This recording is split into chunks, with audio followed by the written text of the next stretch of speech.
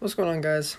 Civil Gaming here. Today I'm going to be basically talking about Summoner's War and the best way to progress through the game and make the most out of it. And especially at the beginning, a lot of beginner players struggle and they just give up because they think the game's too hard or they need to spend money. But in this video, I'm going to be basically teaching you guys the beginner's guide and how to progress through the game really fast.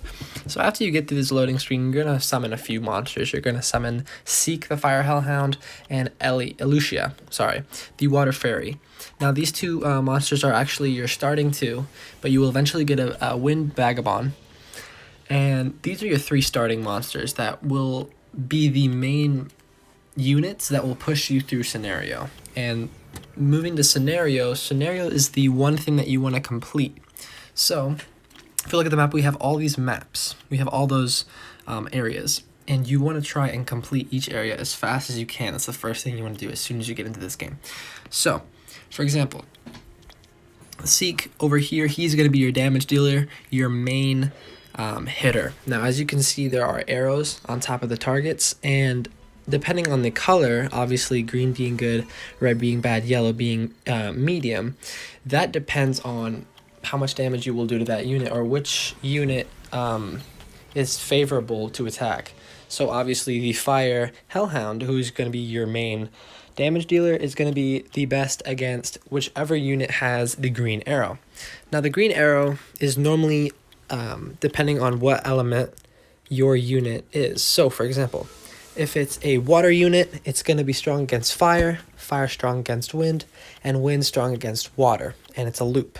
And then you have two other elements that are kind of like equal. It's light and dark, and those two are strong against each other. But moving on, we're going to buy the power-up. What's it called? The power-up circle. And this is also a really important structure because this is the main way that you can evolve and level up your monsters. So what we're going to be doing is just trying to go through the scenario as fast as we can. As you can see, we got the daily bonus. We want to make sure we collect all that. Always check your inbox because Summoner's War loves giving you a lot of rewards, especially as a new user. And what I like to do is, for my achievements and my challenges and all my energy in my inbox, I like to store that up instead of stacking it, because every time you level up, as you can see, you refresh your energy. It goes back up to 32. And basically, you will never run out of energy at the stage we're at right now. So you just want to save your challenges until you run out of energy, and then you collect them and level up and then max out your energy, if that makes sense. Also, right now I'm going to the event page. You want to make sure that you always go to your events. Always. You want to make sure you check up on it, because the events, there is always an event for Summoner's War. And it's actually really nice because you get tons of rewards and basically just for playing the game, not even for really achieving anything. So as you can see, Garen Forrester, we're going to get the Elven Ranger if we complete this. So that's a 3-star light monster. And light and dark monsters against regular element monsters like water, wind, and fire are always going to be the yellow arrow. So like neutral damage. And that's basically the start of elemental advantage. Now moving on to probably the most important topic of the game would have to be the runes. Now runes are kind of like, if you played any other turn-based RPG, you know that in order to power up your monsters, you have to equip like gear on them or some type of rune. And it's basically equipment, as in like, you know, an accessory to your monster that makes them stronger, and you want to suit that what's best for your monster. Now in this game, it's not really about the monster that you have. It's more about the rune quality that's in that monster. For example, if you had the best monster in the game, right, and that's a 5-star monster, like a 5-star monster is like the top tier, right, and he had what, like bad runes versus a 2-star monster with amazing runes. That 2-star monster will blow the 5-star out of the water simply just because of the rune quality. So we're just going through Garen Forest right now. We're trying to get it all fixed up and finished so we can collect our archer And after we complete the scenario, our main goal is to finish Fame on Volcano. So if you go to your map and you swipe to the right, you will see Fame on Volcano, and that's how you get your light and dark scroll. Now, light and dark monsters are very hard to get.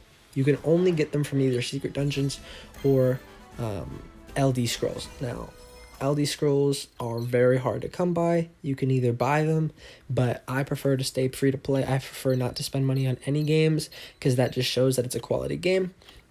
And as you can see right here, we're going to go ahead and lock the monsters that we're going to use. We're not going to lock the Wind Vagabond. I personally don't think he is a top tier unit or a pretty useful unit, but I think the Fire Hellhound and the Fairy are very good starting units to complete scenario and etc. But once we get the Archer and eventually the Light Garuda, then we will be more prepared for the future stages, because with these 3 units, we wouldn't be able to go far with the arena unless we had high quality runes. So we're just going to double bite on him. As you can see, fire against fire. Wind against fire, it's a red arrow. It's not going to do that much damage. And the fire units will target your wind unit. So here we are. We're just going to try and clear this up. Double bite, there we go. Let's see what we get. So we got a 4 rune. So let's talk about the runes actually while we're completing this. So in your rune slot you have 1, 2, 3, 4, 5, 6. And according to what stage you beat in your area, for example, Garen Forest, you want to complete stage 3. You're going to get the slot 3 rune of that area. So Garen Forest has energy runes. And energy runes basically increase your monster's HP by 15% if you equip 2, a set of 2. And there are different sets, like the 4 set and the 2 set. And different sets give your monsters different upgrades. For example, attack boost, speed boost, accuracy, HP. These are all really important because you can customize the build of your monster to what you want it to be. If you want your monster to be tanky, you want to equip more energy or HP sets on that monster. Now, one thing that I see a lot of players still do till this day is equip flat stat runes on 2, 4, and 6. So like your slot 2, your slot 4, your slot 6. Now what that means is that when you get a rune, let's say you get a slot 2 rune that says HP plus 200, right? Many people will put that on instead of getting a rune that says, let's say, HP plus 10%. You're going to want that HP plus 10% much more than that flat stat or that plus 200. Simply because that value of the percentage is way higher than the value of just that basic stat increase of plus 200 to plus 400 rather than HP plus 10% to plus 14%. So you always want percentage stats on 2, 4, and 6. Now the only stat that isn't a percentage is speed, and that will be on your slot 2, and speed will always be plus 4 or plus 6.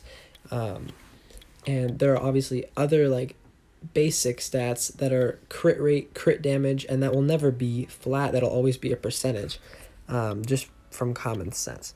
So as you can see, I'm constantly checking up on my challenges to make sure I don't have any scrolls or anything. We're going to go ahead and give the fairy some love with this slime. And as you can see in the beginning, it's super easy to level up. I was literally level 4, a few minutes ago. Now I'm level 1, and now I'm level 4. And we are at the boss stage. And the boss stage, here's the thing, you have 6 slots in your runes, right? And then the boss stage is stage 7. This basically means there's a higher chance to get better quality runes at a random slot. So you can get a 1 through 6 rune at stage 7, and it's a better chance that it'll be a higher quality rune. For example, instead of a 1-star rune, it might give you more 2-star runes than, say, you just grind out 1, 2, and 3. But it's very inconsistent and random with the rune slot. So if you're going for a specific rune, I would say more focus on the numbered stage. And in the beginning, you don't want to go necessarily for rune stats. You want to go for the rune sets. For example, getting 2 energy runes on your monster for 15% HP, rather than trying to get those individual runes to increase the HP. I'd say the set is more important, especially early on when you're starting out, because it's harder at the start to get high quality runes. So we just completed the boss stage, and we just got the Elven Ranger. We're just going to go to the inbox and summon him, and we just opened the arena. We just unlocked the arena, and this is also going to be really important, especially for early game players. And we'll go in more in depth when we go in the arena. So we're going to collect our gift, and we'll actually bring him in the arena, and we're going to fight Greedy, who's our opponent. He's already locked. So we're going to fight the opponent in arena. And the reason arena is important, especially fighting your rivals, which I'll show you in a sec. Let's make sure we don't have anything. By the way, add me. So when we go to arena and we go to our rivals, fighting the rivals will give you 2 crystals every time you beat them. For example, you go to your rival right here and Greedy. Cost 1. They're very easy matches, and they'll give you 2 crystals. And crystals are super important. You want to save those for energy refills, just so you can continue grinding. If you're more of a casual player like me, I prefer to just use them for summons because I'm impatient and I can't save crystals for my life. But as you can see, arena's a 4v4 battle between monsters of your choice versus another player. Rivals are against the CPU, but you can go in the regular arena and fight other players' defenses. So because we just beat the rival, Duran's going to give us a gift, and that is the Light Garuda. And the Light Garuda is actually a really solid monster throughout the entire game, every stage, beginning, middle, and late. And basically just because of its versatility with its stun and its resurge and the revive ability of this monster. So right now, we're going to go ahead and put all our energy runes on the Garuda. And basically what this is doing, as you can see, set effect to energy, and that means he gets a 30% HP boost to his base stats. Now, base stats are basically the statistics that are on the side of your monster's like display, and that I mean everything I'm saying might seem obvious to a lot of you, but this video is for beginning players, for those that are not even playing the game or just started. So we're going into Mount Sis. Now this is a different area, so it's not Garen Forest, and this means that we're gonna get a different rune set. So now we're actually gonna get a set of 4 runes. And basically what these runes are is fatal runes. Now, just by the name, you probably already know, but it's a damage increase by, I think, 30%. And 30% attack increase is very nice. And you need 4 fatal runes in order to get that set. And what's nice about this is that we actually have the fairy who is a tank, but at the same time, a tank is basically a unit with a lot of HP, but also the fairy has a heal, and the heal basically is really nice for what am I trying to say? The heal is really nice because it accords to your attack power, and the more attack power you have, the more it will heal. But at the same time, she has a lot of HP, so that's nice about the fairy. So right now we're just completing Mount Sis. We just got our fatal rune, and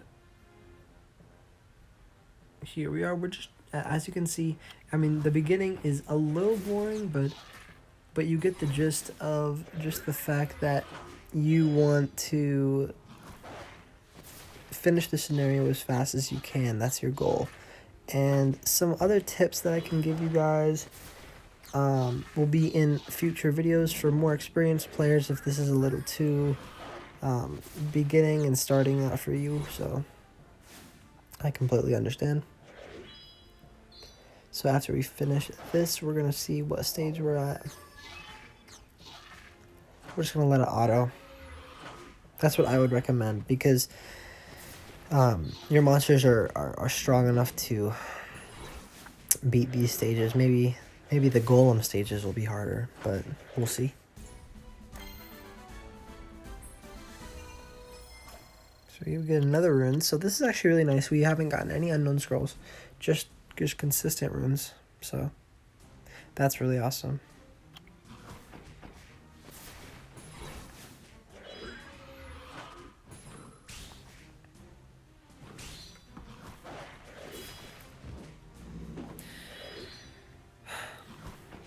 So we're just gonna complete this. Another thing to note, Mount Sis is not only a place for a new rune set, but also for a new monster. Once you complete the boss stage, you will get your first 4-star monster, and that is actually pretty nice that they're offering. It's the Water Magic Knight, and she will be your main unit for most of the game. Honestly, she will stay with you forever. Even late game, she's pretty useful.